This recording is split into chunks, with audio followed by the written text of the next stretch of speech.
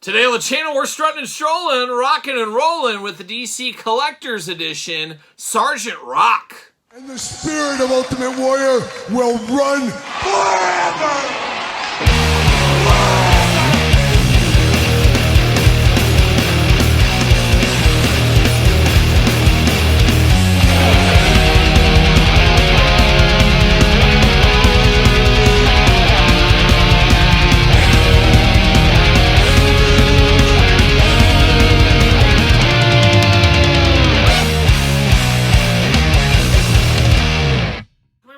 Kyle here, and welcome back to the channel for another McFarlane Toys DC Multiverse unboxing and review. And today, we got a DC classic from the McFarlane Collector's Edition. We got Sergeant Rock, but for all your Sergeant Rock needs and a whole lot more, hit up DJC Collectibles. Use discount code 8OFFDJC to save 8% off your entire order. Gotta get a deal out there, and this is the regular edition. We will unbox the Platinum Edition on the channel. An interesting one with the Platinum Edition. More on that in a separate video. But this is the regular release for Sergeant Rock, and I am by no means a Sergeant Rock expert. Can't wait to see the file card to see what all the fuss is about. Truly what all the fuss is about. But Sergeant Rock's one of those characters I've known about since I was a little kid. I've talked in the past about my uncle. He was about, I don't know, 10 years older than me, something like that. So when I'd go to my grandma's house, spend the time in the summer, I would play with his toys. He had Megos, of course, a generation before me. I didn't have them, but he did. So I'd play with those there, play with some Planet of the Apes Megos, some DC Megos,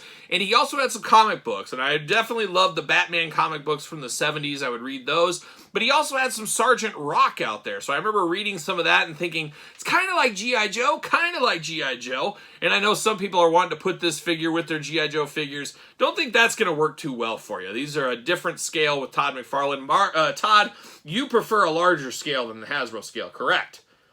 Yes, he does. And that's still the case. We talked about it in San Diego. Oh, we were out there in San Diego. And you have no plans to change scaling.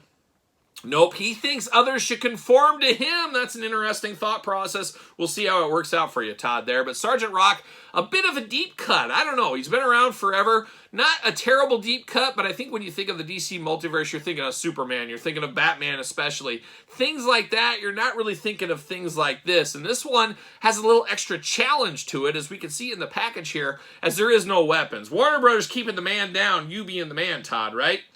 Exactly, but we're trying to work around that, is what you told me. Yeah, you told me that. They're trying to find workarounds. We, of course, have weapons packs, things like that. Might have to dig through my weapons packs to see if I can find a weapon that works for him, because Sergeant Rock's just not going to be rocking and rolling, strutting and strolling with a knife. He needs to get some kind of heavy machine gun, something like that. So I got to find something for him in the future. But speaking of the future of this unboxing, we're going to do it like all the other unboxings on the channel. We're going to take a look at the packaging. We're going to talk about it. We're going to unbox it. We're going to talk about it. We're going to see where it goes from there. So without further ado, see what the Rock's up to here. Sergeant Rock, that is.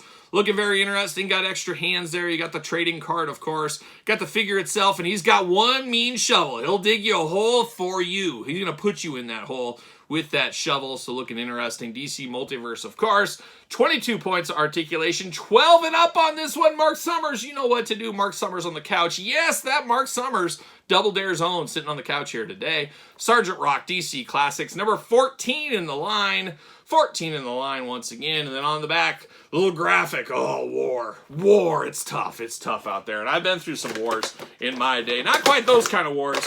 Different kind of wars. We've all been through the war. We've all been through the ringer. See you later. Put some spin on it. Goodbye. Plastic prison time. Can I get this out? Trying to get it out. There it is. Gonna whip it out. See you later. Goodbye. And then off the screen. See you later. Goodbye. Missed the screen like a young Muggsy Bogues. Oh, shout out to old Tyrone, as he's known around this house.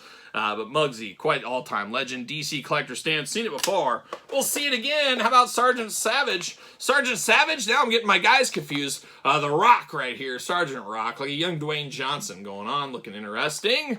Twist ties. What do we got? Only one twist tie. Oh my gosh, I'm here for that. We got two, actually.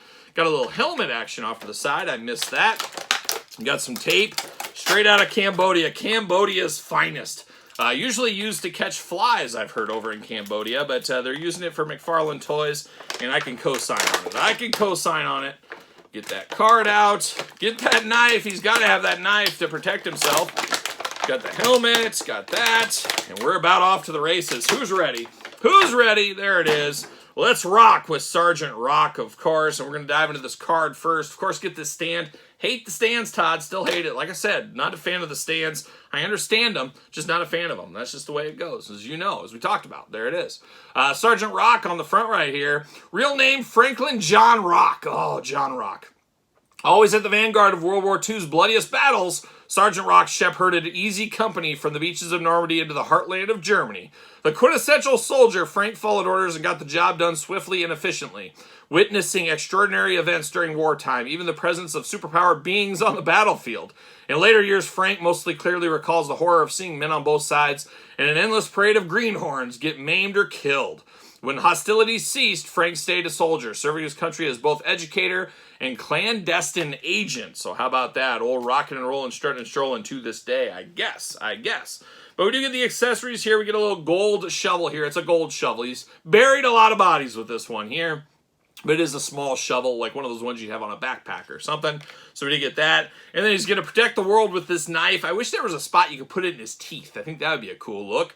But it is a little nice little dagger, more like it right there. Looking very interesting. And then we get down to the hands. Two fists of Sergeant Rock Fury out of the package there.